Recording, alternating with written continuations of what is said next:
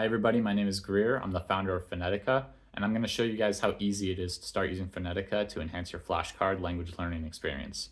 So when you start using Phonetica, you'll be prompted for a language that you're learning. I've selected Spanish, but you can select one of our many supported languages.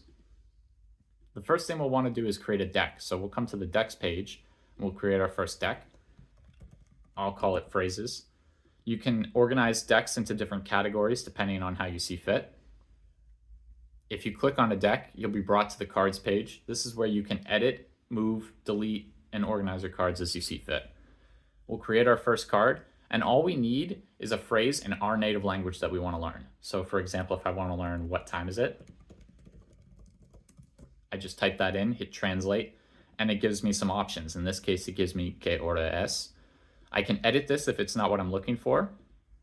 I can select it, and then I can also select one of our many high quality voices to add audio to my card.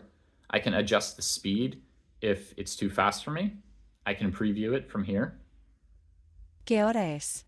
That sounds pretty good, so I'll add it to my deck. And the idea is that you do this over and over again depending on phrases that you want to learn. So if you're going about daily life and there's a phrase that you come across that you don't know how to say, you come to Phonetica, type it in, and then you can start to practice it over and over again. So say I want to learn how old are you? I can type that in. You'll see that I get two translations this time, one a more casual neutral and one in a polite tone, so it separates them on formality. Say I want to change the voice to something like this and use the casual. ¿Cuántos años tienes? That sounds pretty good to me, so I'll add that to my deck. If you come back to the cards page, now you'll see that we have some cards in our deck. You'll notice we have 4 cards, even though we only did 2 translations. By default, we create 2 card types per translation. One is recognition and one is recall. Recognition is going to show you your target language and ask you to recognize it in your native language. Recall is going to do the exact opposite. You're going to have to take your native language and recall it in your target language. So you get to train both sides of that. If we come to the home page, we'll see that we have some review for today. The green represents cards that are new to you that you haven't practiced before. Orange will represent cards that you might be struggling with from previous reviews. And blue is backlog of memorization that you need to review today. If you've ever used something like Anki, this seems very familiar to you. It uses spaced repetition to actually optimize your flashcard experience. So if we click on our review for today, ¿Cuántos años tienes? we get cuántos años tienes. You can hover over the words to see the translations. And the idea is that you just guess what this is. This means how old are you? So I'd show the answer. ¿Cuántos años tienes? How old are you? So I get that correct, and you either pass or fail it. What time is it?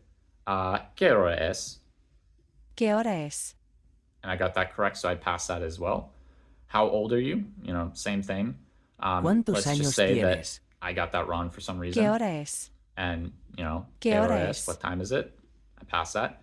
At the end, you'll see your reviews finished with a certain percentage of pass-fail. You come back to the home page. You'll see that your review is complete for today. You come back tomorrow for more review. You'll see some statistics on the side that will start to grow as you start to review more and more, and you'll really get to see your progress evolve. If you come to the vocabulary page, you'll see that this is all the words that you've been exposed through your flashcard review. When you start to accumulate a larger amount of vocab, it'll really be helpful for the stories page. So if we come to create story, you'll see that you have the option to create a story on any theme in any difficulty that you really want. You can utilize your own vocabulary or a set number of words depending on the theme and adjust your difficulty. So say I want to generate a story for having dinner with friends, and I want to use, say, 50 words and beginner difficulty, and I'll create that story.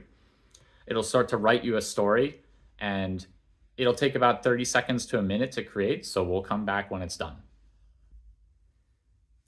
Okay, so our story has finished generating. We can click into it, and you'll see that we have a fully generated story that is sort of tailor-made for our level. You can hover over words to see their translations. You can toggle a side-by-side translation so you can see your native language version of the story compared one-to-one with the target language.